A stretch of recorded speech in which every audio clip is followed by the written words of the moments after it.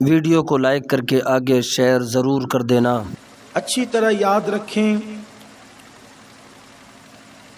کہ انسان کی زندگی کے 3 دور ہوتے ہیں۔ ایک ہے نکاح سے پہلے کا دور، ایک ہے نکاح کے ایام، اور ایک ہے نکاح کے بعد کا دور۔ نکاح کے بعد کی جو زندگی ہے اس پہ بہت زیادہ اثر انداز انسان کے نکاح کے پہلے کی زندگی ہوتی ہے۔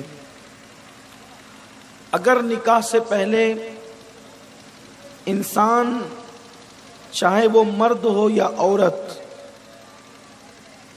پاک دامن رہے، یعنی اپنے آپ کو بدی سے، بدکاری سے اور بے حیائی کے کاموں سے محفوظ رکھے، تو اس کو جوانی میں برائی اور بدی سے محفوظ رہنے کا صلہ نکاح کی بعد کی زندگی میں نصیب ہوتا ہے۔ اور اللہ نہ کرے بالفرض اگر نکاح سے پہلے اس سے کوئی گناہ، بدی یا برائی ہو گئی تو اہل سنت و جماعت کے نزدیک نکاح کا طریقہ یہ ہے کہ ہم دولہا دلہن کو نکاح پڑھانے سے پہلے توبہ اور استغفار کراتے ہیں، تاکہ نکاح سے پہلے اگر اس سے کوئی غلطی یا کوئی گناہ یا کوئی بدی سرزد ہو گئی ہو تو وہ اللہ کی بارگاہ میں اب توبہ کر لے، تاکہ یہ توبہ کی برکتیں اس کو نکاح کے بعد کی زندگی میں نصیب ہو۔ عام طور پہ ایسا ہوتا ہے کہ نکاح سے پہلے جوان برائی میں اور بے حیائی میں، خاص طور پر ناجائز تعلقات میں، ایک دوسرے پر بدنظری کرنے میں اپنا وقت گزارتے ہیں۔ حضرت سیدنا امام شافعی رحمۃ اللہ علیہ نے چند اشعار کہے جس کا ترجمہ یہ ہے کہ اگر تم چاہتے ہو کہ تمہاری بیٹیاں، تمہاری بیویاں، تمہاری بہنیں، تمہارے گھر کی عورتیں پاک دامن رہے تو تمہیں چاہیے کہ تم پاک دامن رہو۔ اگر تم پاک دامن رہو گے تو تمہارے گھر کی عورتیں، بہنیں اور بیٹیاں بھی پاک دامن رہے گی، اور اگر تم پاک دامن نہ رہے تو کہا گیا کہ ہر قرض لینے والا جب اس قرض کو ادا کرنا چاہتا ہے تو وہ اپنی مرضی کے ساتھ ادا کرتا ہے، لیکن زنا ایسا قرض ہے کہ ادھر تم نے کسی کی گھر کی عورت سے زنا کیا، ادھر تمہاری گھر کی عورت سے گویا کہ وہ قرض خود بخود ادا ہو جائے گا۔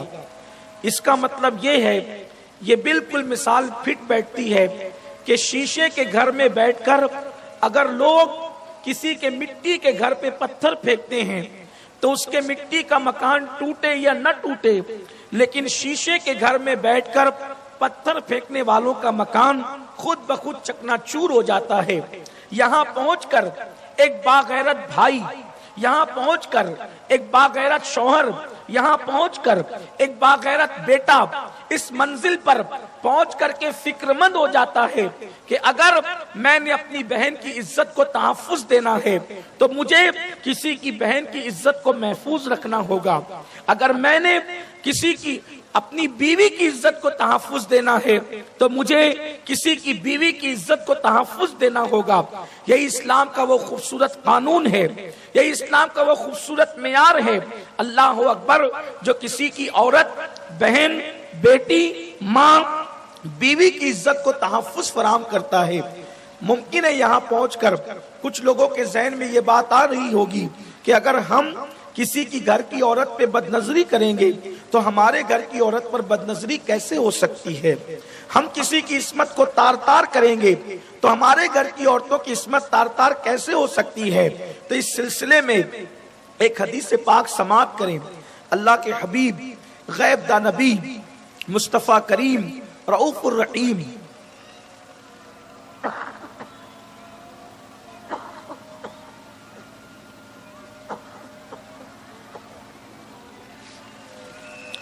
صلی اللہ علیہ وآلہ وسلم کی بارگاہ میں ایک جوان آتا ہے اور وہ جوان آ کر عرض کرتا ہے یا رسول اللہ صلی اللہ علیہ وآلہ وسلم مجھے زنا کرنے کی اجازت دیں۔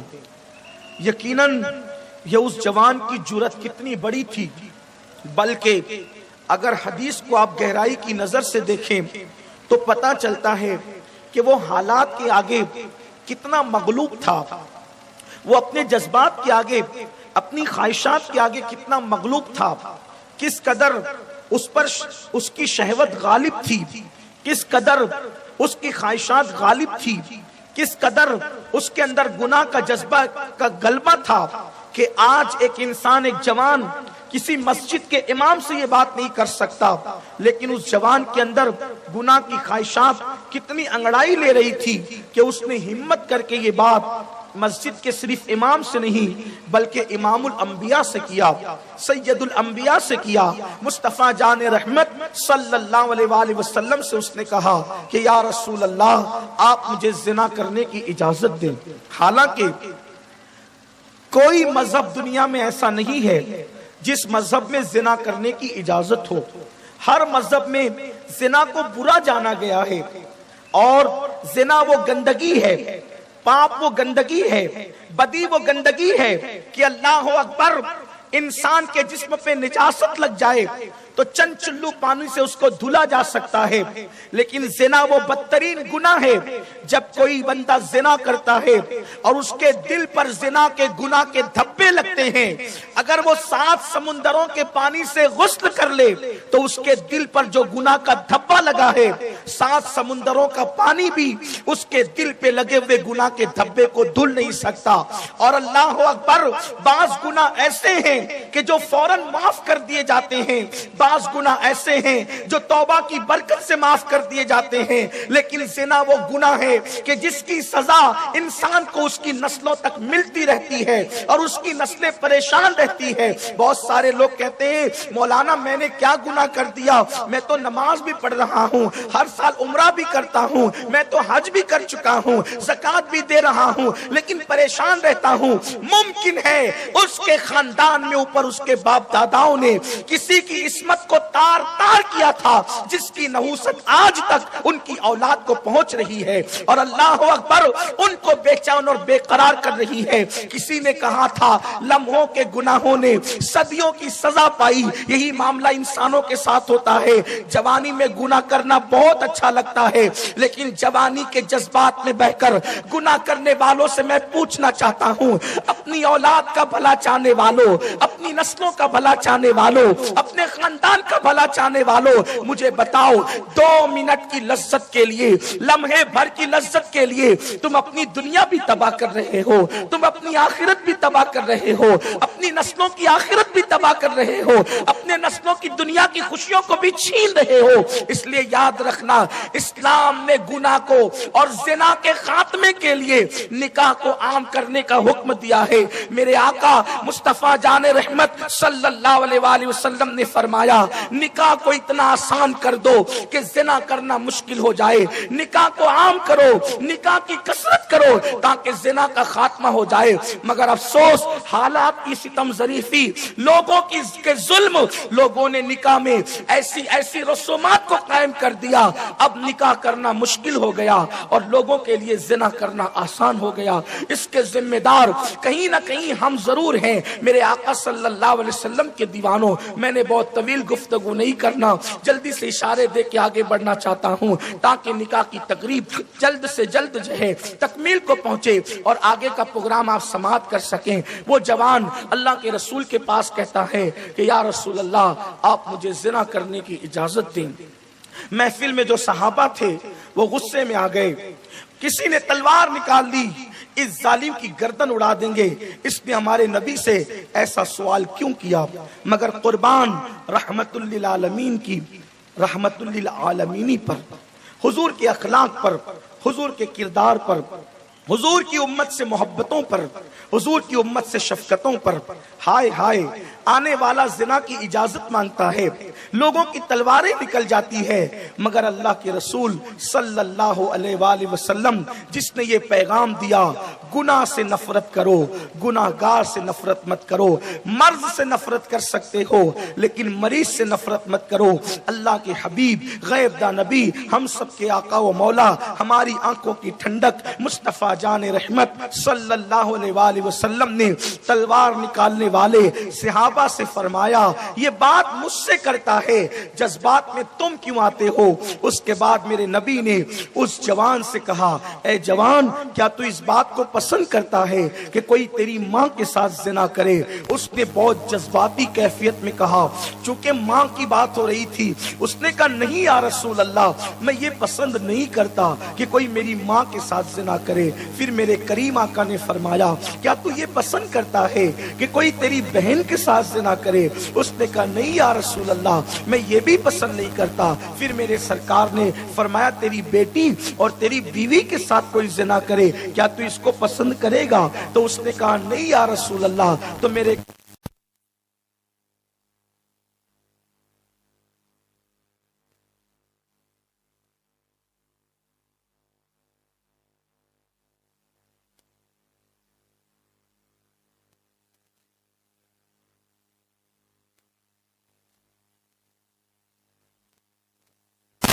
اس کے سینے پہ ہاتھ رکھ کر کہا، اللہ اس کے دل میں گناہ کی نفرت پیدا کر دے۔ ایک لمحے کے اندر اس شخص کے دل کی زندگی تبدیل ہو جاتی ہے اور زنا سے نفرت پیدا ہو جاتی ہے۔ اور پھر حدیث مبارکہ سے یہ اشارہ بھی ملتا ہے، اشارۃ النص کے طور پر حدیث کہہ رہی ہے، میرے آقا نے فرمایا، اگر کیا تو یہ پسند کرتا ہے کہ تیری ماں کے ساتھ کوئی زنا کرے؟ مطلب یہ بھی نکل سکتا ہے کہ اگر تو کسی کے ماں کے ساتھ زنا کرے گا تو تیری ماں کے ساتھ بھی زنا کیا جا سکتا ہے۔ اگر تو کسی کی بہن کے ساتھ زنا کرے گا تو تیری بہن کے ساتھ بھی زنا کیا جا سکتا ہے۔ اگر تو کسی کی بیوی اور بیٹی کے ساتھ زنا کرے گا تو تیری بیوی اور بیٹی کے ساتھ بھی زنا کیا جا سکتا ہے۔ اب میں پوچھنا چاہتا ہوں، جو لوگ اپنے گھر کی عورتوں کی عزت کو تحفظ دینا چاہتے ہیں لیکن دوسروں کے ساتھ بدکاری کر کے وہ اپنے گھر کی عورتوں کی عزت کو خود نیلام کرتے ہیں، ان لوگوں کا انجام کیا ہوگا؟ تو یہ نکاح کے پہلے کی زندگی ہے۔ انسان نکاح سے پہلے کی زندگی کو بدی سے پاک رکھے، پاک دامن رہے، نیکیوں پر قائم رہے، نیکیوں پہ استقامت رکھے، اور پھر جب نکاح کرے تو نکاح کرتے وقت بھی اس کو چاہیے کہ وہ نکاح کرتے وقت کوئی ایسا کام نہ کرے جس سے اللہ اور اس کے رسول ناراض ہو جائیں۔ آج لوگ نکاح کرتے ہیں، ایک سنت پر عمل کرنے کے لیے نکلتے ہیں، ہزاروں بدعات اور خرافات میں پڑتے ہیں، ڈی جے لگائے جاتے ہیں، الگ الگ رسومات ہوتی ہے، رت جگہ میں ناچتے ہیں، گانے گاتے ہیں، ڈھول پیٹے جاتے ہیں اور اللہ رسول کو ناراض کیا جاتا ہے، بے پردگی ہوتی ہے، مرد اور عورتوں کا اختلاط ہوتا ہے۔ یہ ساری چیزیں اللہ رسول کو ناراض کرنے والی ہے۔ اور پھر نکاح کے بعد کی زندگی، نکاح کے بعد کی زندگی یہ ہے کہ جس کو تم نے اپنا شریک حیات بنایا ہے، جس کو تم نے اپنی زندگی کا پارٹنر بنایا ہے، پارٹنر آف لائف جس کو آپ نے اپنی زندگی کا بنایا ہے، اس کے ساتھ ہمارا اور آپ کا سلوک بہت اچھا ہونا چاہیے۔ کیونکہ اگر ہم نے کسی سے ایک منٹ کے لیے دوستی کی، ایک منٹ کے لیے، تو قیامت کے دن اللہ اس ایک منٹ کی دوستی کے بارے میں بھی پوچھے گا۔ مثال کے طور پر اگر ہم ایک بس میں 2 لوگ سفر کر رہے ہیں یا 4 لوگ سفر کر رہے ہیں تو ایک سیٹ پہ جو 2 لوگ بیٹھے تھے تو اللہ تعالیٰ اس سفر کے متعلق بھی پوچھے گا کہ جب تم دونوں ایک سیٹ پر بیٹھے تھے، ایک سواری پر بیٹھے تھے، تو تم نے اس کی حق تلفی کیوں کی تھی؟ ممکن ہے کہ اس کی حق تلفی کرنے کی بنیاد پر آپ نمازی ہونے کے بعد بھی جہنم میں داخل کر دیے جائیں، آپ روزے دار ہونے کے باوجود بھی جہنم میں داخل کر دیے جائیں۔ میں آپ سے پوچھنا چاہتا ہوں، اگر کسی کے ساتھ ہم ایک سیٹ پر بیٹھیں اور اس کا حق ادا نہ کریں، اس کی حق تلفی کریں، تو بھی نمازی ہونے کے باوجود جہنم میں جا سکتے ہو۔ تو جس کو زندگی کا پارٹنر بنایا، جس کو شریک حیات بنایا، جس کو بیوی بنایا اگر آپ نے اس کی حق تلفی کی تو قیامت کے دن آپ کا انجام کیا ہوگا؟ اچھی طرح یاد رکھنا، جو لوگ عورتوں کو پیر کی جوتی سمجھتے ہیں، جو لوگ عورتوں کو کنیز سمجھتے ہیں، جو لوگ عورتوں کو خادمہ سمجھتے ہیں، جو لوگ عورتوں کو غلام سمجھتے ہیں، یہ ان کی فکر اسلامی فکر نہیں ہے، بلکہ ایک منٹ کی دوستی کے متعلق پوچھا جائے گا۔ اور یاد رکھنا، اگر اللہ کے حقوق کی ادا کرنے میں کوتاہی ہوئی تو اللہ معاف کر دے گا، لیکن اگر آپ نے بندوں کے حقوق ادا کرنے میں کوتاہی کی تو جب تک کہ بندہ معاف نہیں کرے گا اس وقت تک بھی اللہ معاف نہیں فرمائے گا۔ تو یہ جو بیوی کے حقوق ہم پر ہیں اور خواتین موجود ہیں تو شوہر کے حقوق جو ان پر ہیں، بس دو باتیں عرض کر کے بات ختم کرنا چاہتا ہوں۔ دیکھو، آج لوگ بیوی کی خوشی کا خیال نہیں کرتے، بلکہ اب تو لوگ بیوی سے ابے تبے سے بات کرتے ہیں، گالی گلوچ سے بات کرتے ہیں۔ میں نے اکثر اپنی قوم کو پیغام دیا کہ جس مذہب میں جو پسو ہمیں کاٹتا ہے، پسو ایک چھوٹا سا کیڑا ہوتا ہے، بلکہ ایک نظر میں وہ دکھتا بھی نہیں ہے۔ پسو اتنا چھوٹا کیڑا ہوتا ہے کہ ایک نظر میں وہ دکھتا بھی نہیں ہے، غور کرو تو دکھتا ہے۔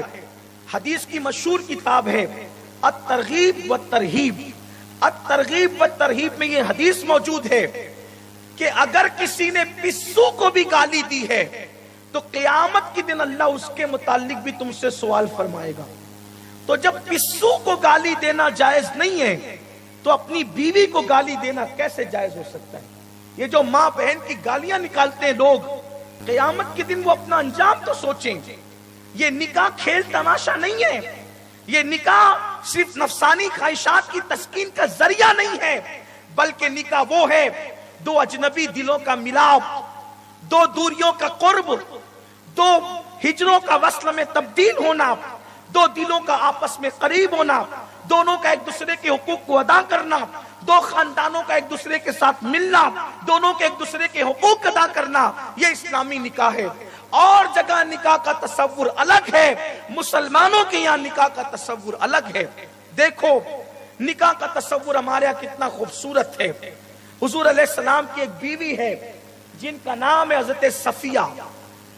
یہ حضرت صفیہ ایک یہودی کی بیٹی تھی۔ حضرت صفیہ ایک یہودی کی بیٹی تھی۔ ایک جنگ کے موقع پر یہ کنیز بن کر کے حضور کی بارگاہ میں آئی۔ اللہ کے رسول علیہ السلام نے ان کو آزاد کر دیا اور وہ بہت خوبصورت تھی۔ حضرت صفیہ کے ساتھ حضور نے نکاح کیا۔ اب ذرا توجہ کرنا کہ نکاح کس قدر احترام سکھاتا ہے، نکاح کیسی محبتوں کی باتیں بتاتا ہے۔ یہودی کی بیٹی ہے وہ، حضرت سیدہ صفیہ ام المومنین ہم سب کی امی جان۔ حضور نے نکاح کیا تو چونکہ جنگ ہوئی تھی اور جنگ میں کافر یہودی مال غنیمت چھوڑ کے بھاگ گئے تھے، تو صحابہ نے مال غنیمت پر قبضہ کر لیا تھا، ان کی بکریوں پر، ان کے اونٹوں پر، ان کے برتنوں پر، ان کے کپڑوں پر۔ لیکن جب اللہ کے رسول نے حضرت صفیہ سے نکاح کیا تو صحابہ نے کہا آقا ہمارے ماں باپ آپ پہ قربان، اب یہ لوگ یہودی تو ہیں لیکن چونکہ ان کا رشتہ سسرال کے اعتبار سے آپ سے جڑ گیا ہے، تو جن کا رشتہ آپ سے جڑ جائے نکاح کے بعد اب ان کا مال ہم اپنے قبضے میں نہیں رکھ سکتے، ہم ان کا مال ان کو لوٹا دیتے ہیں۔ دیکھو، حالانکہ وہ مسلمان نہیں ہوئے، صرف رشتہ جڑا ہے، نکاح کے بعد کے رشتے کا احترام کتنا ہے، لیکن یہاں تو کوئی احترام ہی نہیں ہے، اس لیے کہ لوگوں کی زندگی کے اندر دین نہیں ہے۔ پھر اس کے بعد عورتوں کے حقوق ادا نہیں کرتے۔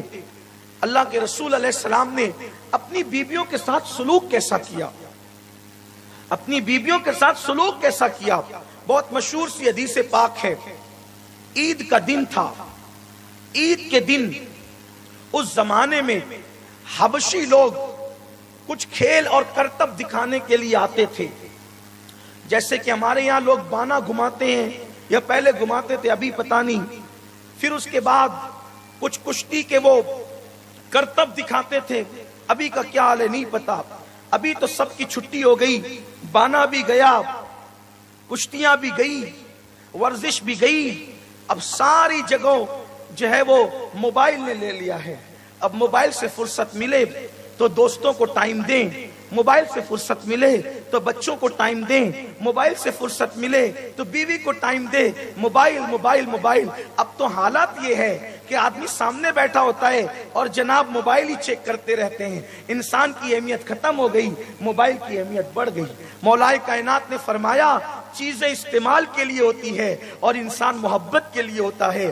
کائنات کا نظام میں بگاڑ اس وقت پیدا ہوتا ہے جب چیزوں سے محبت کی جاتی ہے اور انسان کا استعمال کیا جاتا ہے۔ لوگوں کا حال کیا ہو گیا ہے، لوگ قریب بیٹھنے والے بیٹھے ہوتے ہیں اور لوگ موبائل میں لگے ہوتے ہیں یا فون پر ہی بات کر رہے ہوتے ہیں، ایک دوسرے کی اہمیت نہیں جانتے۔ تو میرے آقا علیہ السلام کے دیوانوں، بہرحال بات دور نہ نکلے تو ہوا یہ کہ مدینہ منورہ میں عید کے دن حبشی لوگ آئے اور وہ کرتب دکھانے لگے، اپنے فن دکھانے لگے، کبھی اس نکڑ پر، کبھی اس چوراہے پر، کبھی اس قبیلے میں، کبھی اس قبیلے میں، اس طریقے سے ہونے لگا۔ عید کا دن تھا، عید کا دن خوشیوں کا دن تھا۔ میرے آقا علیہ الصلوۃ والتسلیم اپنی چہیتی بیوی ام المومنین اما جان عائشہ صدیقہ کے گھر میں جلوگر تھے۔ سرکار نے فرمایا عائشہ حبشی لوگ کرتب دکھانے کے لیے آئے ہیں اور اپنے فن کا اظہار کر رہے ہیں، کیا تم اس کو دیکھنا چاہو گی، ان کے کھیل کو دیکھنا چاہو گی؟ ام المومنین نے فرمایا جی یا رسول اللہ، میں ضرور دیکھنا چاہوں گی۔ تو سرکار نے اپنی گھر کے دروازے پر یوں ہاتھ رکھا اور ہاتھ رکھ کر ام المومنین نے حضور علیہ السلام کے یوں بازوؤں پر اپنی توڑی رکھی اور تھوڑی رکھ کر وہ پردے کے پیچھے سے وہ ان لوگوں کا کرتب دیکھنے لگی۔ ان کی وجہ سے حضور بھی دیکھ رہے تھے۔ جب وہ حبشی لوگ کرتب دکھا رہے تھے تو سرکار نے ام المومنین سے کہا بس اب تمہارا جی بھر گیا؟ ام المومنین نے کہا نہیں یا رسول اللہ، ابھی نہیں۔ پھر حضور علیہ السلام نے ان کو موقع دیا، پھر وہ دیکھتی رہی۔ پھر اس کے بعد فرمایا اب بس کریں؟ عرض کی نہیں یا رسول اللہ، ابھی اور دیکھنا ہے۔ پھر میرے آقا علیہ الصلوۃ والتسلیم تھوڑی دیر تک اور دیکھتے رہے۔ اس کے بعد ام المومنین کی طبیعت بھر گئی۔ پھر آپ نے فرمایا یا رسول اللہ اب بس، میں سیر ہو گئی۔ حضور علیہ السلام نے پردہ گرا دیا اور وہ حبشی لوگ چلے گئے۔ آپ غور فرمائیں، یہ محبتوں کا ماحول تھا۔ کیا آج ہمارے گھروں میں یہ محبتوں کا ماحول ہے؟ ہم کسی سے بھی فون پہ بات کرتے ہیں تو بچ جاتے ہیں، نرم ہو جاتے ہیں، لیکن گھر سے فون آتا ہے تو پتہ چل جاتا ہے کہ جناب اپنی بیوی سے بات کر رہے ہیں۔ تیوریاں چڑھ جاتی ہے، آواز اونچی ہو جاتی ہے، جبکہ قرآن کہتا ہے وَقُولُ قَوْلًا سَدِيدًا۔ اللہ فرماتے ہیں میٹھی میٹھی بات کرو، سیدھی سیدھی بات کرو، پیاری پیاری بات کرو۔ یاد رکھنا جن کی زبانیں میٹھی نہیں ہو سکتی ان کے دل کیسے میٹھے ہو سکتے ہیں؟ جن کی زبانیں اچھی نہیں ہو سکتی ان کے دل کیسے اچھے ہو سکتے ہیں؟ فرمایا گیا ہر آدمی اپنی زبان کے پردے کے پیچھے میں چھپا ہوا ہے۔ انسان لباس کتنا اچھا پہنے، انسان جوتے کتنے اچھے پہنے، انسان خوبصورت کتنا ہی ہو، آنکھیں کتنی اچھی ہو، جب تک وہ زبان نہیں کھولتا اس کی حیثیت پتہ نہیں چلتی۔ انسان زبان کے پردے میں چھپا ہوتا ہے، جب زبان کھلتی ہے تو پتہ چلتا ہے اس شخص کی حقیقت کیا ہے۔ اندر جو ہوتا ہے وہی زبان کے ذریعے سے باہر آتا ہے۔ اس لیے فرمایا گیا کہ اپنی عورتوں سے اچھی باتیں کرو۔ مردوں کو چاہیے عورتوں سے اچھی بات کرے، نرم بات کرے، اچھے لہجے میں بات کرے، ان کو خوش رکھے، جو کھائے ان کو کھلائے، جیسا لباس پہنے اسی قیمت کا لباس اپنی بیویوں کو پہنائے، ان کے حقوق کا خیال رکھے۔ میرے آقا علیہ السلام فرماتے ہیں جو اپنی بیوی کے منہ میں حلال کا ایک لقمہ ڈالتا ہے اللہ تعالیٰ اس کے گناہوں کی اس مغفرت اسی وقت فرما دیتا ہے۔ آپ اندازہ کریں، یہ تو ہوئے شوہر کا انداز، حالانکہ بہت طویل شوہر کے حقوق ہیں، اس پر نہیں جاتا۔ اس کے بعد بیوی شوہر کا حق کیسے ادا کرے؟ صرف ایک حدیث پاک میرے آقا علیہ السلام نے فرمایا کہ اگر اللہ کے علاوہ کسی کو سجدہ کرنے کی اجازت ہوتی تو میں عورتوں کو حکم دیتا کہ وہ اپنے شوہروں کو سجدہ کرے، لیکن اللہ کے سوا کسی کو سجدہ کرنے کی اجازت نہیں ہے۔ میرے آقا صلی اللہ علیہ وآلہ وسلم نے فرمایا کہ اگر کسی کے شوہر کے جسم میں پھوڑے نکل آئیں اور اس سے پیپ بہنے لگے اور وہ عورت اس پیپ کو اپنی زبان سے چاٹ کر صاف کرے تو بھی وہ اپنے شوہر کا حق ادا نہیں کر سکتی۔ حالانکہ زبان سے پیپ کو چاٹ کر صاف کرنے کی اجازت نہیں ہے، یہ صرف حقوق کی اہمیت بتانے کے لیے ایک مثال دی گئی ہے۔ جیسے مثالیں دی جاتی ہیں، مثال دی گئی ہے کہ شوہر کے بدن کے پھوڑوں کا پیپ اگر عورت زبان سے چاٹ چاٹ کر صاف کرے تو بھی وہ اپنے شوہر کا حق ادا نہیں کر سکتی۔ یہاں پر ان عورتوں کو چاہیے کہ ہاتھ کی مہندی بھی نہیں چھوٹتی اور عورتیں شوہر کی شکایت لے کر اپنے ماں باپ کے گھر پہنچ جاتی ہے، اپنی بہنوں کو ساس اور سسر اور نندوں کی شکایت کرنے لگتی ہے۔ اچھی طرح یاد رکھنا کہ یہ اسلامی نقطہ نظر نہیں ہے۔ ہم دراصل آخری بات کہہ کے اپنی گفتگو مکمل کر دوں تاکہ ہم نکاح کی طرف بڑھیں۔ آج سب سے بڑا میٹر یہ ہے کہ ہم ازدواجی زندگی سیریل اور فلموں کو دیکھ کر گزار رہے ہیں، اس لیے ہمارے یہاں طلاق کی نوبت آ رہی ہے۔ ہم فلموں کو اور سیریل کو دیکھ کر ازدواجی زندگی نہ گزاریں، بلکہ ہم مصطفیٰ جان رحمت کی زندگی کو پڑھ کر اپنی ازدواجی زندگی کو گزاریں تو انشاءاللہ کبھی بھی طلاق کی نوبت نہیں آئے گی۔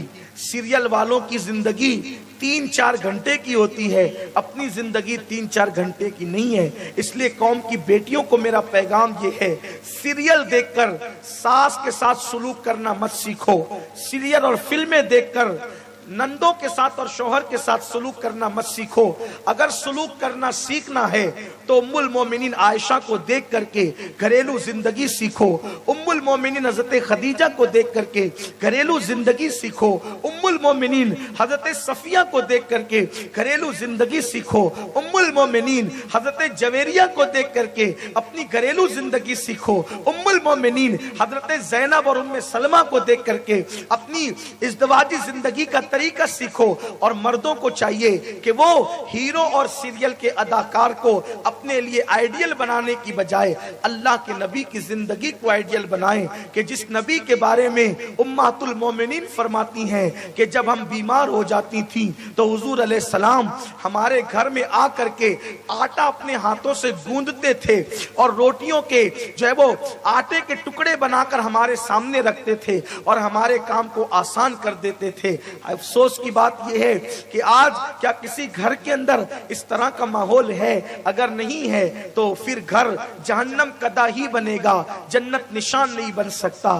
آج ضرورت اس بات کی ہے کہ ہم اپنے نبی کی زندگی کو اسوہ بنائیں، جس نبی کی زندگی کے بارے میں کہا گیا ہے تیری سیرت تیری صورت زمانے سے نرالی ہے، تیری ہر ادا پیارے دلیل بے مثالی ہے۔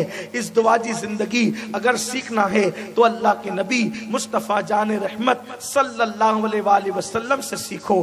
کس قدر حضور کی زندگی خوبصورت تھی کہ میرے آقا صلی اللہ علیہ وآلہ وسلم اپنی ازواج مطہرات کا بچا ہوا پانی وہیں سے منہ لگا کر پیتے تھے جہاں سے وہ لب لگا کر کے پیا کرتی تھی۔ اور اللہ کے حبیب علیہ الصلوۃ والتسلیم جب ان لوگوں کے ساتھ کھانا کھانے کے لیے بیٹھتے تھے تو ان کی انگلیوں کے نشان دیکھ کر حضور علیہ السلام وہاں سے لقمہ اٹھاتے تھے۔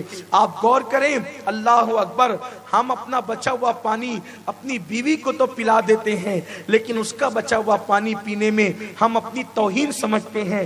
حالانکہ حضور علیہ الصلوۃ والتسلیم کے بارے میں ام المومنین فرماتی ہیں کہ جس وقت حضور کا وصال ہوا اس وقت حضور کے منہ میں گویا کہ میرا لعاب موجود تھا، اس شکل میں کہ حضور علیہ السلام آخری وقت مسواک کرنا چاہتے تھے۔ اللہ کے رسول کو مسواک سے اتنا پیار تھا کہ حضور علیہ السلام مسواک کرنا چاہتے تھے۔ مسواک حضور علیہ السلام نے میرے بھائی کے ہاتھ میں دیکھی تو اشارہ کیا کہ مسواک کرنا ہے۔ میں نے مسواک لی تو مسواک کچھ سخت تھی۔ میں نے سوچا حضور بیمار ہیں، انہیں مسواک نرم کرنے کی زحمت کیوں دوں، تو میں نے اپنے دانتوں سے مسواک کو چبایا۔ اب آپ جان سکتے ہیں اچھی طرح سے کہ اگر کوئی مسواک چبائے تو اس کا تھوک مسواک کے اندر تو لگ ہی جائے گا، تو مسواک جب چبائی تو وہ گیلی ہو گئی ام المومنین کے لعاب سے، اور پھر اسی حالت میں وہ حضور کے منہ میں دی گئی اور اللہ کے رسول علیہ السلام نے اسی سے مسواک کیا۔ اسی لیے ام المومنین فرماتی ہیں جو شرف اللہ نے مجھے دیا ہے وہ حضور کی کسی بیوی کو نہیں دیا۔ ایک تو یہ کہ حضور کا جس وقت وصال ہوا حضور کا سر میری گود میں موجود تھا. دوسری بات یہ کہ میرا لعاب حضور کے لعاب سے ملا ہوا تھا. اور تیسری بات یہ کہ حضور اس دن دنیا سے تشریف لے گئے جو میری باری کا دن تھا, اور حضور کا وصال میرے گھر کے اندر ہوا. یہ شرف مجھے ملا ہے اور حضور کی کسی بیوی کو نصیب نہیں ہوا. آپ غور کریں, اللہ کے رسول علیہ السلام جن کے تلووں میں جبریل امین کے تاج کے موتی سجدہ کرتے ہیں, وہ رسول اپنی ازواج مطہرات کی گود میں سر رکھ کر کے کبھی کبھی آرام فرمایا کرتے تھے. اب آپ مجھے بتائیں, کوئی شوہر اپنی بیوی کی گود کو تکیہ بنائے تو محبتوں کا عالم کیا ہوگا. ہم نے تو عورتوں کو ٹیشو سمجھ رکھا ہے. جب پسینہ آیا ٹیشو نکالا, پوچھا اور پھینک دیا. یہ آج مردوں کا حال ہو گیا ہے. ضرورت کے مطابق جیسے جانور چراگاہ میں جاگتا ہے اور پیٹ بھر جاتا ہے تو بھاگتے ہوئے نکل جاتا ہے, تو کون اور میں کون, ایسے ہی آج کے مردوں کا حال ہو گیا ہے. نہیں, عورتیں جو ہے وہ ٹیشو نہیں ہے, عورتیں یوز کر کے پھینک دینے کی چیز نہیں ہے, بلکہ قرآن ان کے بارے میں کہتا ہے لِتَسْكُنُوا إِلَيْهَا, اللہ نے تمہاری عورتوں کو تمہارے لیے سکون کا ذریعہ بنایا ہے, تمہارے لیے چین کا ذریعہ بنایا ہے, تمہارے لیے اطمینان کا ذریعہ بنایا ہے. میرے بھائیوں, آؤ اپنے نبی کی زندگی کو پڑھو, اپنے آقا کی سیرت کو پڑھو اور حضور علیہ السلام کی سیرت طیبہ کے مطابق اپنی زندگی کو گزارو. میرے عزیزو, اگر حضور کی زندگی پڑھ کے اپنے ازدواجی زندگی کو گزارو گے تو میں پورے یقین کے ساتھ کہتا ہوں انشاءاللہ کبھی طلاق کی نوبت نہیں آئے گی. اگر عورتیں ازواج مطہرات کا اسوہ اختیار کر لیں اور مرد حضور کی سنتوں پر عمل کر لیں تو انشاءاللہ نہ کبھی بیوی طلاق مانگے گی, نہ کبھی شوہر طلاق دے گا, اور گھر محبتوں کا گہوارہ بن جائے گا. لیکن افسوس ہم اپنے دین سے دور ہیں. ہمارے سارے مسائل اس لیے ہیں کہ ہم اپنے دین سے دور ہو گئے ہیں.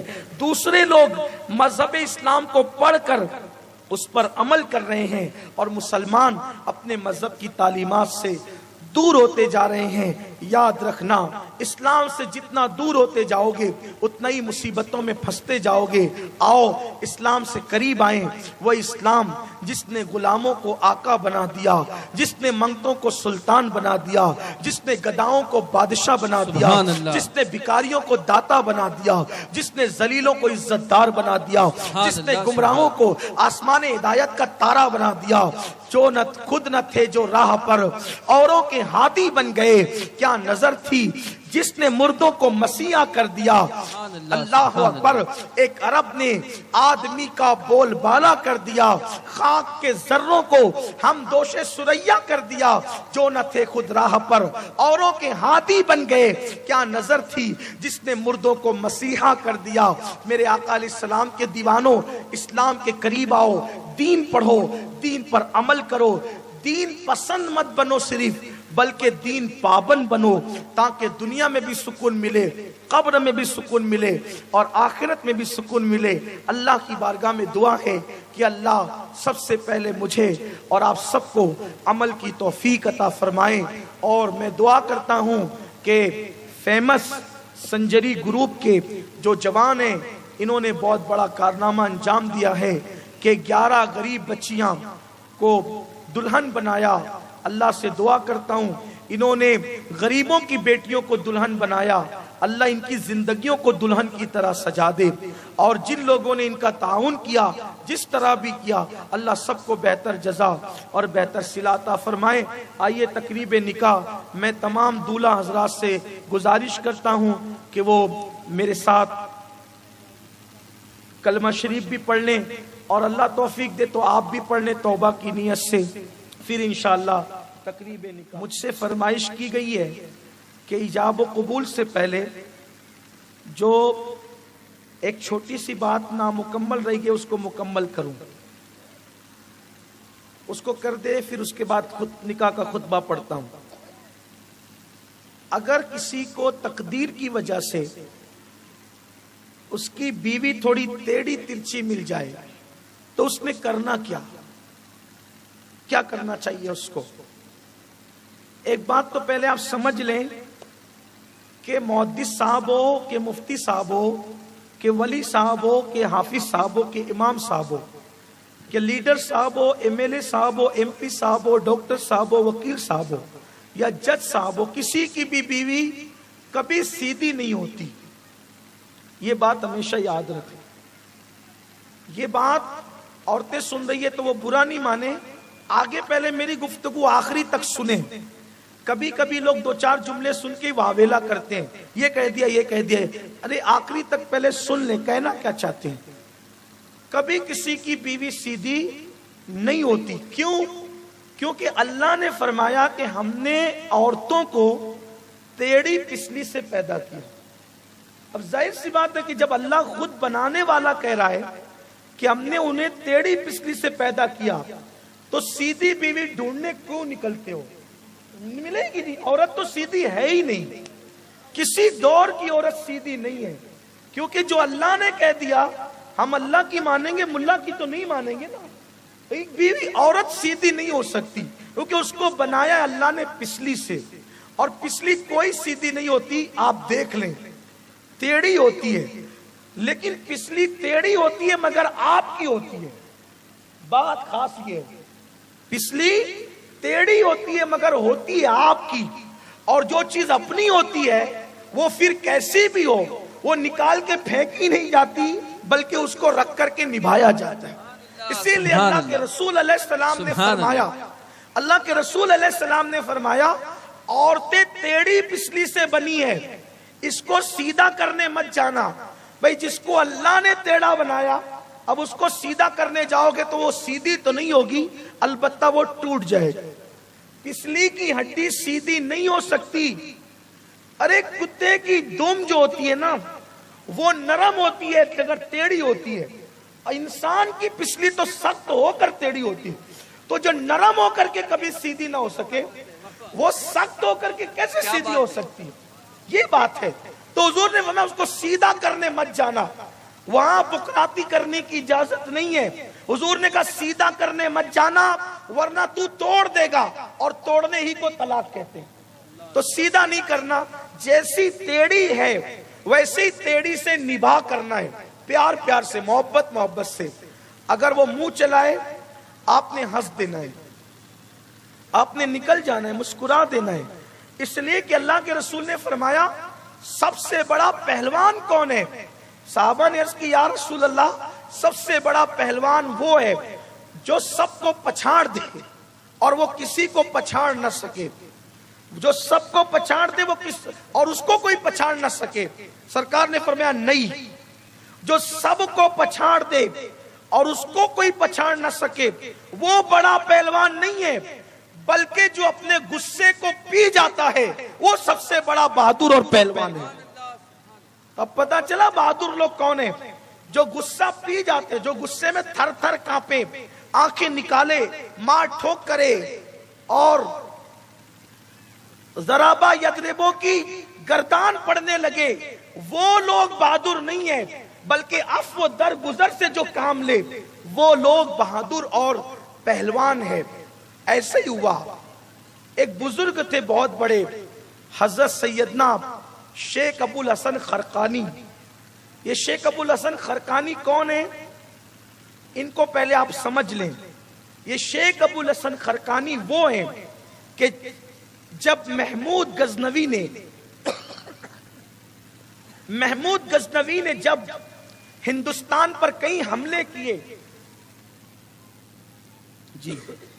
محمود غزنوی نے جب ہندوستان پر کئی حملے کیے اور وہ کامیاب نہیں ہو سکا تو وہ پہنچا اللہ کے ولی کی بارگاہ میں، حضرت شیخ ابو الحسن خرقانی کی بارگاہ میں، اور کہا شیخ صاحب میری تلوار ناکام ہے، آپ کچھ ایسا کریں کہ مجھے اللہ کامیابی دے. تو شیخ ابو الحسن خرقانی نے فرمایا بیٹے میرا یہ جبہ لے کر جاؤ، اور جب تمہاری طاقت ناکام ہو جائے تو اس جبے کو رکھ کر اس کے وسیلے سے دعا کرنا، اللہ تمہیں کامیاب کرے گا. آپ سوچو محمود آئے ہندوستان، جبہ رکھ کر دعا کی، اور اس کے بعد ہندوستان کے بعض علاقے فتح ہو گئے. جس کے جبے میں اتنی تاثیر ہو کہ اس کے وسیلے سے دعا قبول ہوتی ہو، اس شخص کے وجود کی تاثیر کیا ہوگی؟ اس شخص کے وجود کی تاثیر کیا ہوگی؟ وہ ہے شیخ ابو الحسن خرقانی رحمت اللہ تعالی علیہ۔ اب شیخ ابو الحسن خرقانی اتنے بڑے مرتبے پہ کیسے پہنچے؟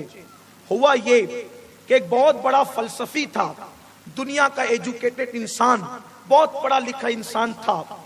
وہ اتفاق سے حضرت شیخ ابو الحسن خرقانی کا مرید ہو گیا، اور جب مرید ہوا تو ایک دن اس کے دل میں خیال آیا، بہت دن میں نے ہو گئے شیخ کی زیارت نہیں کی، شیخ ابو الحسن خرقانی کی زیارت نہیں کی، چلنا چاہیے اور حضرت سے ملنا چاہیے۔ خانقاہ میں گیا، خانقاہ میں حضرت تھے نہیں، لوگوں نے کہا گھر گئے، گھر پہ آئے، دروازے پہ دستک دی، دروازے پہ دستک دی تو اندر سے آواز آئی، کون؟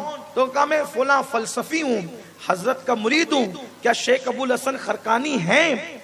وہ اندر سے آواز آئی، ارے وہ مکار، وہ شیخ کب سے بن گیا، وہ حضرت کب سے بن گیا؟ ان کے پیروں کے نیچے سے زمین نکل گئی۔ یا اللہ، جس کی بیوی اس کو مکار کہے اور کہے کہ وہ شیخ کب سے ہو گئے، وہ حضرت کب سے ہو گئے، وہ تو مکار آدمی ہے۔ انہوں نے سوچا سب سے معتبر بات کس کی؟ بیوی کی۔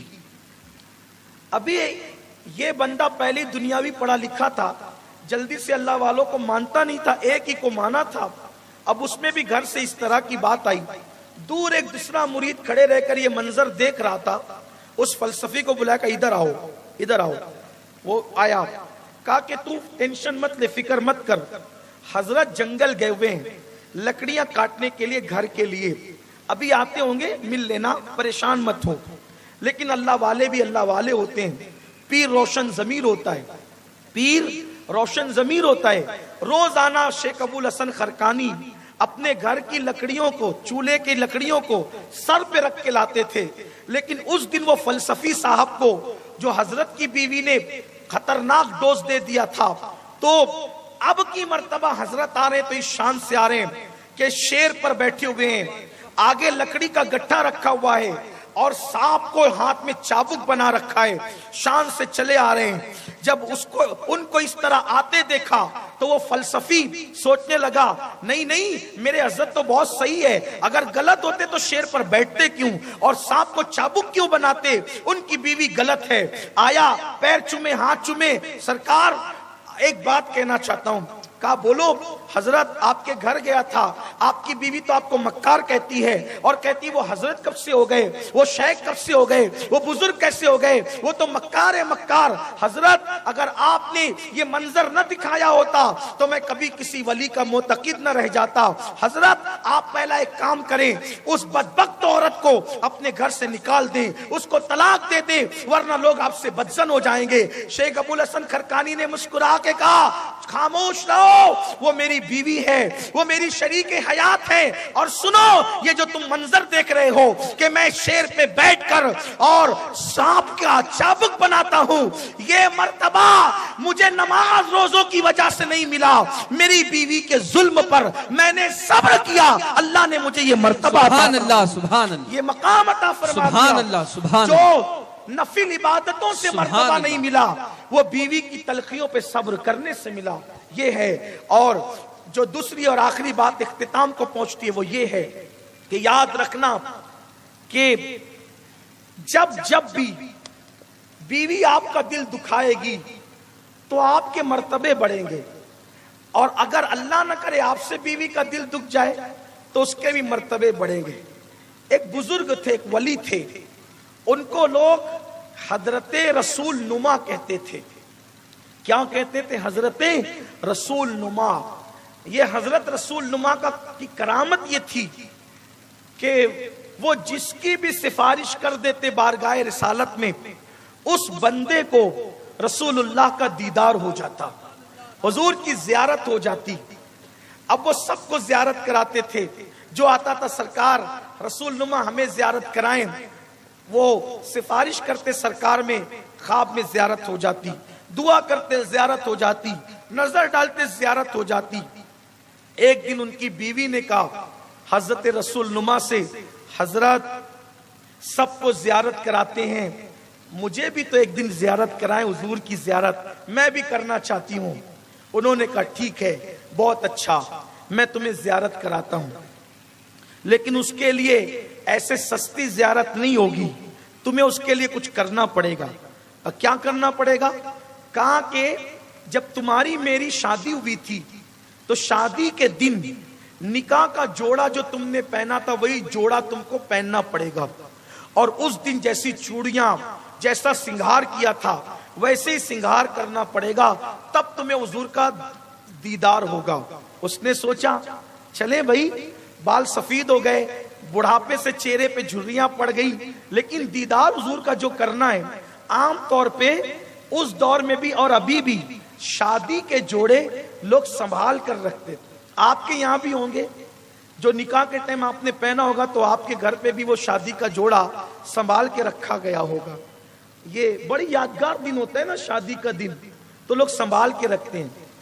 آپ کے یہاں بھی ہوگا، اہل منبر نے بھی سنبھال کے رکھا ہوگا کہ بڑی محبتوں کا دن ہوتا ہے نا آج کا دن، تو اس نے سنبھال کے رکھا تھا۔ بڑھاپے میں شادی کا جوڑا حضور کے دیدار کی لالچ میں پہنا، چوڑیاں پہنی، دلہن کی طرح سنگار کیا۔ انہوں نے دیکھا حضرت رسول نما نے پوری سج دھج کے دلہن کی طرح بیٹھ گئی۔ وہ اپنے بڑے سالے کے پاس گئے، کہا دیکھا تمہاری بہن کو کیا سوجا ہے؟ کہا کیا ہوا؟ ایک بار آ کے دیکھو تو صحیح کیا ہوا ہے۔ ان کے بڑے سالے آئے، دیکھا کہ یہ گھونگھٹ ڈال کر، چہروں پہ جھریاں، بڑھاپے کا اضمحلال اور بن سنور کر بیٹھی ہے۔ اب بڑے بھائی تھے، تیش میں آ گئے، تیور عروج پر آ گئے، خوب ڈانٹا، بدبخت، بڑھاپے میں سدھرتی نہیں، اور تو نے یہ کیا رنگ نکال رکھا ہے کہ تو بڑھاپے میں دلہن بن کر بیٹھی؟ خوب ڈانٹا، خوب ڈانٹا، خوب ڈانٹا۔ اب جب ڈانٹ پڑی تو دل ٹوٹا، دل ٹوٹا تو آنکھوں سے آنسو نکلے، اور روتے روتے آنکھ لگی تو حضور کا دیدار ہو گیا، سرکار کا دیدار ہو گیا۔ دیدار سے اٹھی تو خوشی خوشی کہتی ہے ارے دیدار کرانا تھا تو سیدھے سیدھے کرا دیتے، اتنے جتن کیوں کروائے؟ فرمایا جن کے دل ٹوٹتے ہیں انہی کو نبی کا دیدار نصیب ہوتا ہے۔ تیرے پاس ہر نعمت موجود تھی، تیرے پاس ہر نعمت موجود تھی، اس لیے تیرا دل کبھی ٹوٹا نہیں، اس لیے کبھی تجھے حضور کا دیدار نصیب نہیں ہوا۔ تو میرے عزیزوں، کبھی بیوی دل دکھائے اور دل ٹوٹ جائے تو اس طرح کے انعامات بھی ہوا کرتے ہیں۔ اور میری بہنوں سے بھی کہتا ہوں کہ شوہر دل دکھائے اور دل ٹوٹ جائے تو اس طرح کے بھی انعامات ہوا کرتے ہیں۔ اس لیے طلاق اور گھر جا کر بیٹھ جانا، ایک دوسرے پہ کیس کباڑی کرنا، طلاق لینا، ایک دوسرے کا ساتھ چھوڑ دینا، بچوں کی زندگیوں کو تباہ کر دیتا ہے، خاندانوں کو برباد کر دیتا ہے۔ آؤ محبتوں کو عام کریں، پیار کو عام کریں، اپنے دلوں سے نفرتیں نکال دیں۔ ایک بہت بڑے مفکر سے کسی نے پوچھا تھا کہ مجھے اچھے دوست نہیں ملتے، انہوں نے فرمایا تو بے وقوف ہے یار، جو دوست ہوتے ہیں وہ اچھے ہی ہوتے ہیں، جو دوست ہوتے ہیں وہ اچھے ہی ہوتے ہیں، تو اچھا نہیں ہے اس لیے تجھے اچھے دوست نہیں ملتے۔ بس ایسا ہی ہے، آپ اچھے بن جائیں، آپ کو اچھی شریک حیات ملے گی۔ اور یاد رکھنا، اپنے حقوق کا مطالبہ کرنے کی بجائے حق ادا کرتے رہو، انشاءاللہ زندگی خوشگوار ہوتی رہے گی۔ جھگڑا اس وقت ہوتا ہے جب انسان حق مانگتا ہے۔ میں کہنا چاہتا ہوں حق مانگنے کی بجائے آپ حق دیتے رہو، انشاءاللہ تبارک و تعالی جھگڑوں کا خاتمہ ہوگا، نفرتوں کا خاتمہ ہوگا۔ ایک نہ ایک دن نفرت کرنے والے محبت کرنے پہ مجبور ہو جائیں گے۔ آئیے اپنی بیویوں سے محبت کا آغاز کریں، اپنے بچوں سے محبت کا آغاز کریں، اپنے گھر والوں سے محبت کا آغاز کریں۔ گھر کو پیار دیں، محلے کو پیار دیں، علاقے کو پیار دیں، شہر کو پیار دیں، ملک کو پیار دیں، دنیا کو پیار دیں۔ پیار دو گے تو پیار ملے گا، اس لیے کہ کہا جاتا ہے جو دو گے وہی ملے گا، جو بو گے وہی پاؤ گے۔ اس لیے کہ انسان لے اور دے کا معاملہ، گیو اینڈ ٹیک کا معاملہ دنیا میں بڑا مشہور ہے، جو دو گے وہی ملے گا۔ اللہ سے عرض ہے کہ اللہ ہمیں محبت بانٹنے والا بنائے۔ بابا فرید الدین گنج شکر کی بات مجھے بار بار یاد آتی ہے، فرماتے ہیں کہ کانٹوں کے مقابلے میں کبھی کانٹے مت بونا ورنہ پوری زمین کانٹوں سے بھر جائے گی۔ کانٹوں کو بو کر کے، کانٹوں کو پھیلا کر کے سکون نہیں ملتا، سکون تو کانٹوں کو اٹھا کر کے ملا کرتا ہے۔ اور بابا فرید کا یہ جملہ بھی بڑا یاد آتا ہے۔ آپ کا ایک مرید تھا، مرید، کچھ لوگ پنچایتی جو لوگ ہوتے ہیں कुछ अच्छे होते हैं, कुछ बदमाश होते हैं, कुछ लोग जोड़ने का काम करते हैं, कुछ तोड़ने का काम करते हैं। बुरा लगे तो मुझे माफ कर देना, लेकिन कुछ लोग पंचायतों में जाते इसलिए ताकि बिगाड़ें, लेकिन याद रखें तोड़ने वाले टूटेंगे, जोड़ने वाले जुड़ेंगे। इसलिए अल्लाह को तोड़ना नहीं बल्कि जोड़ना पसंद है। तो बाबा फरीदुद्दीन का एक मुरीद था जो लोहे के औजार बनाने का काम जानता था। बाबा फरीद के मुरीद ने सोचा कि मैं अपने पीर को लोहे का कौन सा औजार ले जाकर दूं कि मेरे पीर खुश हो जाएं। उसने खूबसूरत कैंची बनाई और कैंची बनाकर बाबा फरीद के पास लाके कहा, सरकार मैं लोहे के औजार बनाना जानता हूं, इसलिए मैं जो है आपके लिए कैंची बनाकर लाया हूं। बाबा फरीद ने कैंची हाथ में नहीं लिया, फरमाया बेटा अगर लोहे के औजार बनाना तू जानता है तो लोहे से सिर्फ कैंची और छुरी थोड़ी बनती है, लोहे से तो सुई भी बनती है, सुई। फरमाया हम अल्लाह वाले लोग हैं, हमें कैंची से क्या काम, हमें तो सुई धागे से काम है। इसलिए कि कैंची एक को दो कर देती है और सुई धागा दो को एक कर देता है। इसलिए हम एक को दो करने वाले को पसंद नहीं करते बल्कि दो को एक करने वाले को पसंद करते हैं। अब आइए बरसों से जो दो थे उन लोगों को एक करने की रस्म अदा करते हैं कि दो एक हो जाएं। यानी कि पहले अब्दुल्ला और समीना अलग अलग थे, अब अब्दुल्ला और समीना को एक करने के लिए हुजूर की सुन्नत अदा करते हैं। हमारे नबी की सुन्नत भी कैसी सुन्नत है कि लोग जो है वो टुकड़े करते हैं, मेरे नबी की सुन्नत जो है एक कबूल है में दो अजनबियों को आपस में जोड़ दिया करती है।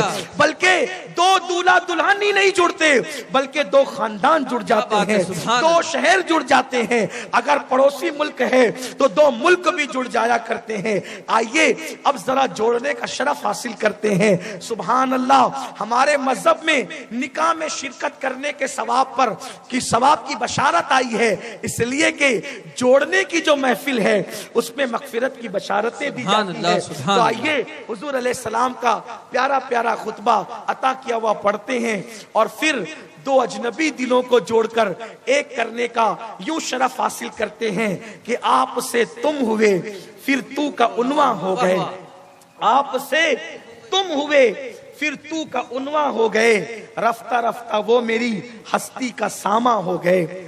जो इतने दूर थे इतने करीब हो जाते हैं कि दोस्त भी बाहर रह जाते हैं, वालिदैन भी बाहर रह जाते हैं।